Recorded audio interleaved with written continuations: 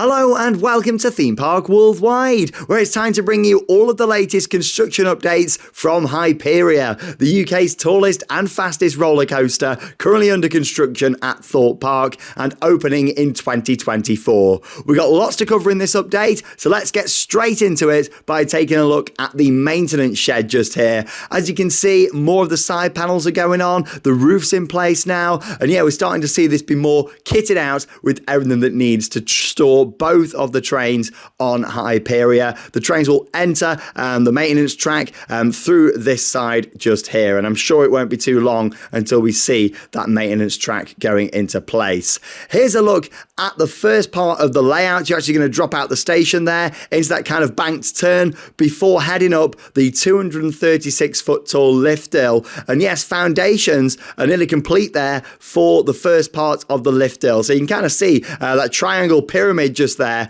That is the base of the lift hill. That's where you're going to be starting your adventure, climbing up to the top of the UK's tallest roller coaster. And yeah, they've been working on these foundations for many months now. And yeah, that's the most important thing with a project of this scale. It's getting the foundations right before, of course, moving forward with the supports, followed by track. But yeah, you can see the footers just here. This is that kind of banked turn before you go up the lift hill. So yeah, you're going to come straight out of the station and drop into this, a nice little banked element before heading up to the top of the lift hills. Yeah, I like how they haven't just done a normal kind of turn. It is going to be banked, and yeah, that's going to really help build up the suspense and anticipation before heading up that huge lift hill. But again, another look at the foundations that have gone into place there, and I don't think it's going to be long now until we start to see that lift hill going up. Right next door then, we've got the ride station just here, and again, this is progressing lots too. We've not seen the side panels go into place yet. However, the roof is now in place at the top just there, and yeah, you can also see quite a large package has been delivered. Whoa, look at that. I'll talk more about that in just a moment because I got a much better angle when we moved around the corner. But yeah, what's very interesting is with the station, it's actually been designed that all the electrical components will be raised up just in case of any flooding, because of course we know the site is a floodplain. They have thought about that with the design, but more about that in just a moment. As we can also see from this angle, all the final brake run has now gone into place, and also the braking system has gone into place just there as well. So yeah, we've got a mix between retractable and of course your standard kind of fixed magnetic braking system that's gone into place there. And yeah, it's looking fantastic. It really is. The team were actually there, even though it was a Saturday, they were there working on that, which is very good to see. And that's the thing now, you know, originally they weren't working weekends, but they're moving forwards with this project now. And yeah, we're starting to, you know, see a lot more happening down on the site, even at weekends, which is very positive. Here's another look at the stations. Yeah, more about that kind of raised up area. You can see it's about a metre or so off the ground where they're starting to put in some of the technical components, including the main operating computer. And here it is. Yeah, this is like the power, the operating system that this is going to be running on. So one of the main reasons of getting the station to this stage now and partially covered over was so they can start to install the electrical components, because that's what takes a lot of time. In a way, supports and track don't take that long. It's more the foundations and also the electrical components that take a long time to do. But yeah, a nice zoom in for you there. Looking at that from Mack Rides, I mean, it looks fantastic, doesn't it there? Raised up off the ground. You can see that little metal structure at the bottom. Yeah, that's keeping it off the ground just in case of any flooding in there, which they have thought about. And yeah, the loading area for the station is just above that. You can see the track is actually going to place there in the station too, which is also very exciting. And yeah, we get a look just here at the final brake run, how it's on a bit of a slope, similar actually to Icon at Blackpool Pleasure Beach. Mack Rides like doing that with the brake runs, a nice gradual slope in.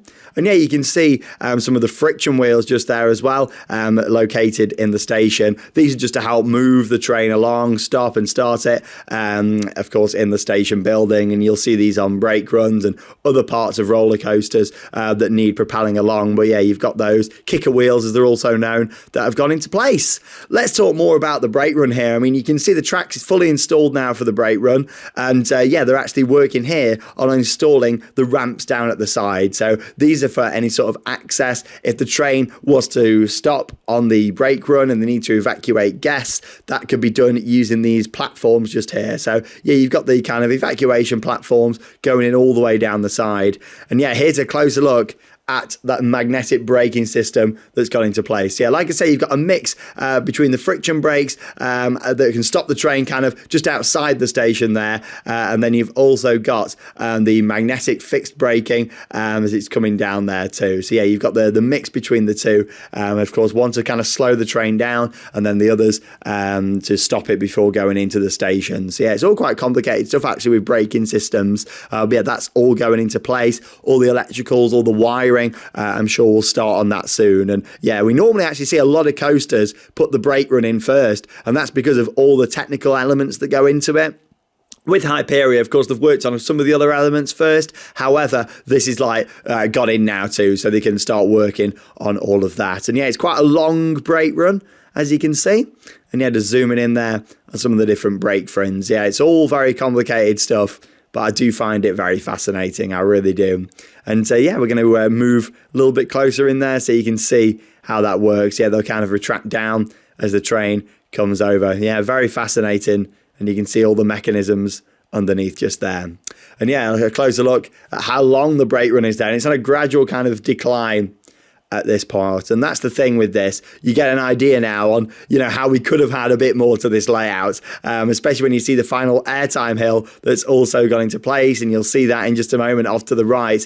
Luckily, the brakes do start after the airtime hill, so you are going to get a nice pop of airtime, I'd imagine, coming over there, which will be fantastic. It should have a lot of speed, and yeah, look at that. I mean, I'm only guessing, but I'm saying that's what, 40 feet maybe off the ground just there. It would have been lovely if the coaster would have come out of that, gone into some more mini airtime hills, some smaller drops and helixes. I've been saying this from the start, and I'll say it again. I do feel like this coaster, you're going to come into the brakes wishing there was a little bit more. There's going to be some amazing elements, and but I am concerned about the length of it. However, I'm glad we are getting airtime on this. The brakes start slightly after, which is good. You know, it's not like they even start near the top, so the front of the train will clip the brakes, and the back part, you know, is going to get slowed down. No, it's completely after, which I'm very pleased about.